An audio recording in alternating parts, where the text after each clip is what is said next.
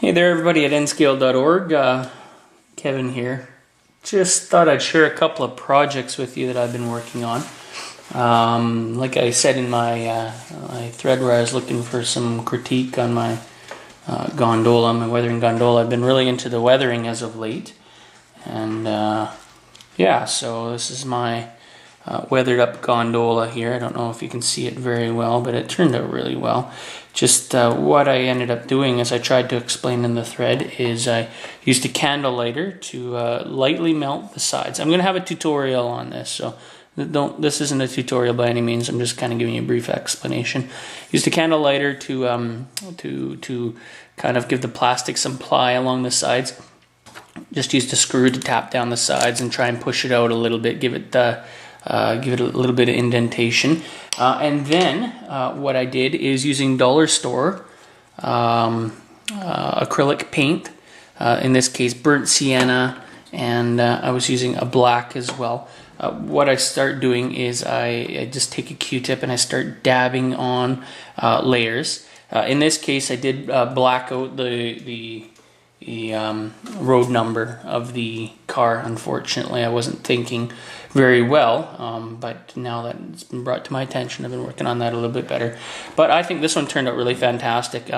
This actually is a car I bought at the estate sale at the recent model train show for $5. And you know what, I was going to throw it up on eBay, but I think I've kind of fallen in love with it. So yeah, no, I don't think so. I think I'm going to put this out here probably close to my yard or my engine house or something. Just really cool, eye-catching piece. Sorry, that's my dog in the background playing with her new toy. So a couple other projects. A mill gondola. This is kind of what I started off with first. And yeah, of course, it's the loudest toy in the world, hey? Hold on 1 second here and I'll give her the non-loud one. Isn't that the way it always works? Sleeping on the couch until you want to do a video, and then nice and rambunctious, but just like kids, right? So anyways, mill gondola. This is an Atlas car. It was pristine black when I got it here. Used the same technique, melted down the sides, dabbed on the acrylic paint, started with the black, went back and forth between the black and burnt sienna. And then also what I do is I use my little brush, and I get my pastels going here. You can see I've got a different variety of pastels, blacks and dark browns and light browns and rusts, and I keep dabbing them on. And what I found to get the texture, and she's found another squeaky toy, of course. What I used to get the texture is I use the clear acrylic sealer. Now it gives it the shine and the gloss, which I don't like. But if I give this a spray with the dull coat, it will really knock it down some, which is really good. So that's what you have so far there. It's coming along pretty good. Even the inside I've been doing. This is the silver metallic highlighter that I'm using to do the edges. You can kind of see right when I melt the edges, I use the Sharpie on here. That way, someone mentioned in my post there that where I did the engine load for my depressed flat car, the silver of the metal won't stay silver for very long. It will start to rust right away. And I took that to heart, and so I put the silver on first, and then I start dabbing the paints lightly over this edge of the silver here. So you can see there's kind of a tinge of silver there to make it look like it's sort of fresh, but also you can see the rust setting in. So. And with respect to this car here, I tried to have the road numbers quasi-visible. You can't really see it right now. The lighting isn't very good, but in person you can still see the road numbers pretty clear. Not great, but it's showing some sign of wear. Another one of my projects that I'm not completely done on right now, I'm still working on it. I picked up these, I think they're Athearn ethanol cars. I picked them up because they were on sale at Pacific Western Rail Systems, and they were like $7 a piece. I said, how could you go wrong with that? Now the problem is the trucks underneath are like the point where you attach the trucks. Some of them are bent. I bought a couple of the cars, so it's not really a car that I would run, not reliably. I would be concerned that it would be popping off the track, which it has been. So what I decided to do for my new refinery scene is weather a couple of cars up. I have a couple pre-weathered cars that Micro Trains did. I bought off some guy down in Seattle off Craigslist, but I wanted to give this a try and see how the weathering would turn out. And what I did is I started off, because tank cars always have that gooey look around where the fill is, like some extra spill and whatnot. So I just used Testra's plastic cement, the liquid with the little brush, and dabbed it on around, just making it look like fluid had leaked out of the cap on the top. From there, I used my technique with the dabbing of the acrylic paint.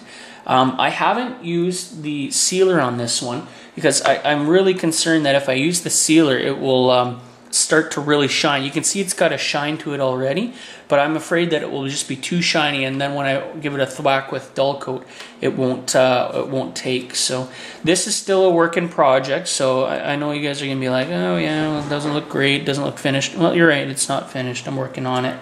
So my next project, I haven't really been weathering engines other than with pastels, and I'm tired of it. It doesn't look good. I'm not happy with it.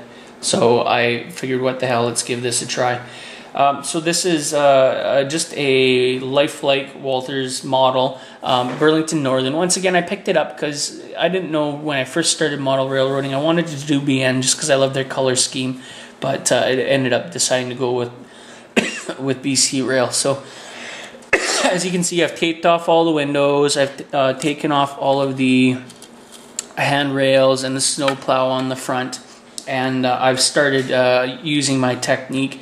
Now, very simple for the rust lines. You just dab it on lightly in the lines that are actually in the mold of the model. And once again, this isn't done. I've just started this as of probably about 10 minutes ago. So you can see even the front is still pretty clean. I haven't even started, barely touched this side. I'm just starting along the front here, and haven't even really touched the top. So hopefully this model will turn out really well. I don't really know where I'm going to use it on my layout, I'm not going to lie. But you know what, whatever. I'll put it in the yard there. It can be, maybe I'll patch this up and it can be a lease out to CN that BC Rail is using or something like that, who knows. But yeah, so anyways, what other projects have I been working on? Oh yeah, my yard office. I finally got around to that. I've had this kit sitting in my possession here for weeks.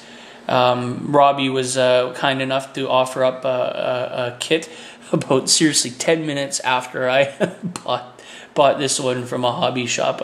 Probably pretty close to. So anyway, so I did up this kit. It's a Pike Stuff model, and you know what, I bashed the door just so it's a little bit bigger. I'm going to try and do some work on the inside here, kind of make it look like a decent workspace. But I've weathered this stuff I've weathered the building simply using pastel powders. I find that this works really well for the Pike Stuff kits. I mean, it's not a super awesome weathering job, I know that, but you know, it does the job. That way I've got a little place for my inner mode cranes to head on in and get the regular scheduled maintenance. Another weathering project I'm kind of playing around with right now is these are the Maruka container lifters here. I see I just lost a piece here, lost my edge. That's the only problem with these things. You really have to glue the pieces in, because if you handle them quite a bit, they're pretty pliable, and railings will come off. So, but it's cool. You've got your several different positions for those of you who are on the fence or maybe thinking about an intermod yard. Yeah, a bunch of different positions for your stack container cranes. These ones, I think they will hold containers, but I find that the arms are kind of flexible, and it just doesn't look realistic. It looks like there's a lot of weight.